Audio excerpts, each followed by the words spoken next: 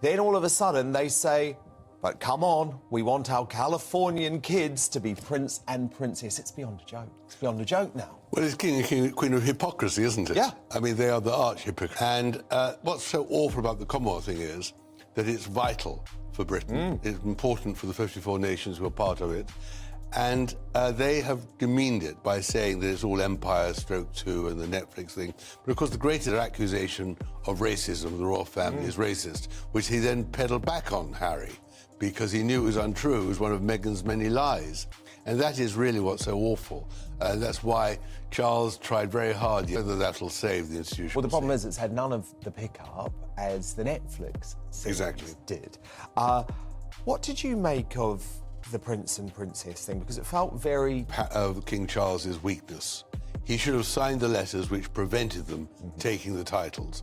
And just in the same way that he can't decide, really, whether Harry should come to the... Everything about Charles is so indecisive. He can't even at the moment decide whether he should wear a uniform or not on the coronation, or breeches. He wants to please everybody, and he poses as a confrontationist. And it doesn't work. So he should have, vis-a-vis the Sussexes, cancelled the titles, and he should make absolutely clear that Harry is not welcome. And the thing is, he would have had the public on side. He will, and the public will be... Because what has really annoyed me over the past couple of weeks is Harry and Meghan yet again are treating the coronation as if this is some sort of reality show, some sort of game. Oh, we've received our email invitation now, but we're not going to reveal whether we're coming or not. It's... Because they shouldn't allow them to get away with it. After all, they weren't even invited to Elton John's party yesterday at the Oscars. Really?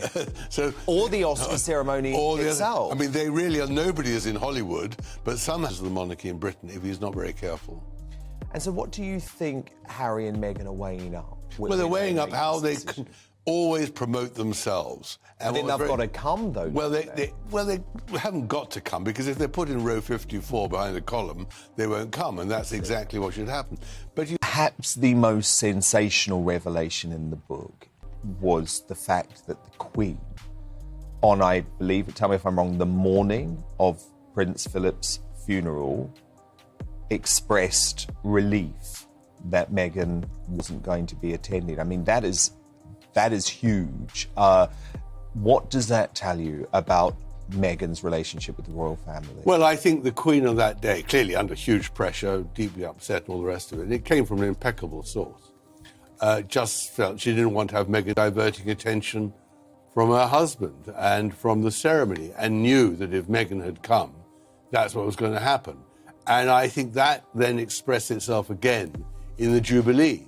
I mean, what was really a remarkable story I heard was that, Meghan and Harry were late to get to the St. Paul's Cathedral deliberately so that they could make their own grand entrance. As they're walking down the aisle, they get to their seats, 9 and 10. They say, well, everyone should move up so they could be on the aisle itself. No, says the usher to Prince Harry, no, you're to sit 9 and 10. Who told you to tell me where to sit? Your grandmother, says the usher, and he goes in the middle. And they really did, in the end, control it. No photographs on the next day at the Jubilee meeting in Windsor Castle, all the rest. So I think they have controlled it. The Queen's seen through them. The Queen's seen through them. And I think Charles and William have encouraged her to. But I think... They swear they want out of the spotlight, and yet the spotlight keeps finding them. Tonight's flashpoint began with one calm sentence that ricocheted across timelines like a flare. A veteran royal biographer was said to look straight into the camera on live television and declare what many were too nervous to whisper, that Archie might not be Harry's biological son. Within minutes, the line was clipped, captioned, and carried across feeds as if it were a verdict. That is how a rumor becomes a storyline. One sentence, a dozen thumbnails, and an algorithm that rewards heat over truth. Reaction channels multiplied by the hour. Commentators froze frames, slowed the audio, and treated a rumored sentence like a sworn statement, reading motive into a breath and meaning into a pause. The twist wasn't just the claim, it was the name attached. This wasn't random gossip from an anonymous account. It was said to be a writer known for getting behind palace doors, the kind of name that makes courtiers check their phones. When a figure like that is reported to drop something this new nuclear, even skeptics stop scrolling and lean in. The real jolt wasn't the content, it was the confidence in the edits. No hedging, no soft allegedly, just a blunt line presented like fact. In a family that runs on bloodlines, that sentence hits like thunder. Lineage isn't just a private detail, it shapes protocol, position, and perception. Shake that pillar and everything trembles. The optics, the titles, even the grievance-driven narrative Harry and Meghan used to explain their break with the firm. Suddenly, the story isn't about privacy, it's about lineage, legacy, and what the public thinks when they look at a child's face next to his father's. As the frenzy grew, the internet did what it always does: crowdsourced forensics. People zoomed into baby photos, compared ears and jawlines, argued over profiles and hairlines, and declared certainty from pixels. Others reached for context, tight control over early photographs, the stage feel of christening images, the way medical details stayed sealed. Once, those choices looked like reasonable boundaries for new parents. In this storm, they were recast as strategic concealment. The same facts, a different lens, and the conclusion writes itself for anyone who wants it bad enough. Then came the amplification loop. A wave of uploads with breathless titles and dramatic thumbnails promised that a biographer had exposed the truth on air, each one repeating the same unverified claim in louder tones. The packaging did most of the work, the repetition did the rest, and feeds filled with copy and paste certainty. YouTube, but that isn't the whole picture. Outside the noise, two realities sit side by side. First, Archie's public status within the royal structure stands. After King Charles III's accession, the royal website was updated in March 2023 to reflect Archie's style in line with the rules that grant the children of the monarch's sons princely status. The record is there, the machine moved on. Wikipedia, second. None of the major, responsible outlets have published a confirmation of the rumored live TV paternity claim. The palace? Silence. That silence cuts both ways. It lets rumors sprawl, and it also avoids elevating a claim the institution considers unworthy of reply. For Harry, the optics are brutal either way. If he responds, he gives the rumor oxygen. If he stays quiet, people read it as fear. That's the bind of modern royalty. Every move is a message. A casual jog becomes a performance of calm. A missed appearance morphs into a confession. And somewhere inside all of this is a child who didn't choose the spotlight. It's easy to trade opinions about adults who play the media game. It's different when a kid becomes a theory. There's also a reason this flared now. The Sussex timeline is crowded. Court fights, memoir aftershocks, documentaries, brand pivots, and each chapter resets the audience's appetite for the next reveal. Add the aura of a headline-making biographer, and you get perfect accelerant. Even people who dislike gossip can't look away from the spectacle of power colliding with rumor. It feels like watching two chess clocks tick down while the board shakes underneath. And yet the public record, what little of it there is, points somewhere calmer. The palace historically avoids commenting on family speculation. Archie remains in the line of succession without caveat. The most famous broadcast of the couple's modern era, the Oprah special, focused on treatment, institutional pressures, and charged conversations about their future child's potential skin tone. It did not produce an official dispute over paternity, and nothing formal followed on that front. Wikipedia. That contrast matters because it shows where the institution chose to stand when the world was watching. So where does that leave the audience? In a familiar space between curiosity and caution. The claim is packaged like revelation, but it lives in a vacuum of verification. The palace says nothing. Serious newsrooms print nothing. The loudest megaphones are channels that chase heat. And the more the rumor spreads, the more it feels baked in, because repetition mimics proof.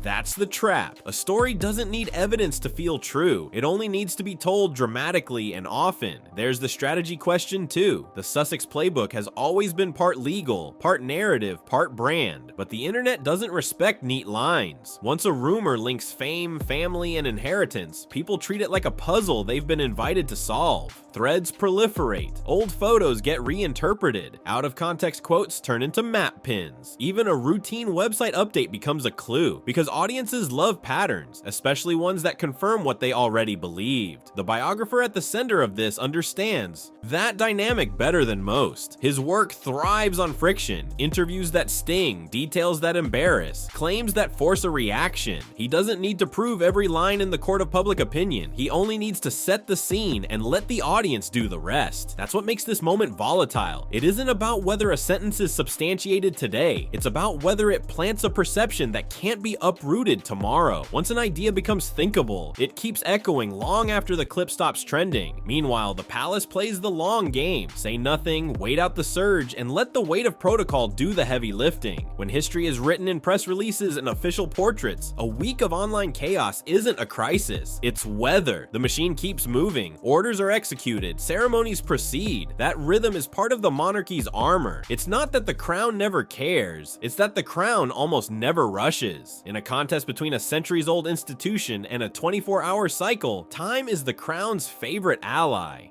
Step back from the noise and the irony pops. The couple who wanted to control their story ended up expanding it. Every interview, every project, every grievance creates fresh context for the next controversy. That isn't a moral judgment, it's a media reality. Attention is currency that appreciates with drama, and when drama collides with lineage, the market goes wild. What's left is a landscape where truth, rumor, and brand sprint in the same lane while audiences try to keep up without getting swept away. So what actually matters tonight? This. Unverified claims remain unverified no matter how viral they get. Archie's status stands as recorded, and responsible outlets have not confirmed the paternity allegation that flooded feeds. The story you're hearing is loud, but volume isn't evidence. The gap between what people want to be true and what they can show will always be the place where the most clickable narratives grow. Restraint isn't weakness here, it's a kind of strength. The discipline to separate signal from noise when the headline dares you not to. Even so, the moment feels consequential, not because it solved a mystery, but because it exposed a pressure point. It reminded the world that in the royal universe, blood is both symbol and storyline, and any suggestion of a break in the chain lights up the sky. Whether this claim survives scrutiny or fades as quickly as it spiked, it already did something that can't be undone. It made the question thinkable. After that, every photograph looks different, every silence sounds louder, and every new appearance gets measured against a rumor no one can quite prove and no one can quite ignore. That is the reality right now. A sentence, a storm, and a silence. The names stay the same, but the stakes keep rising. If the past few years taught us anything, it's that the Sussex story doesn't end. It reloads. Maybe a rebuttal lands, maybe there's a recalibration, or maybe the next chapter goes somewhere stranger and even less predictable. For the moment, what's certain is simple. One rumor lit the fuse, and the blast radius stretches far beyond one family. It's a test of how modern audiences process spectacle, how platforms reward outrage, and how quickly perception can outrun proof.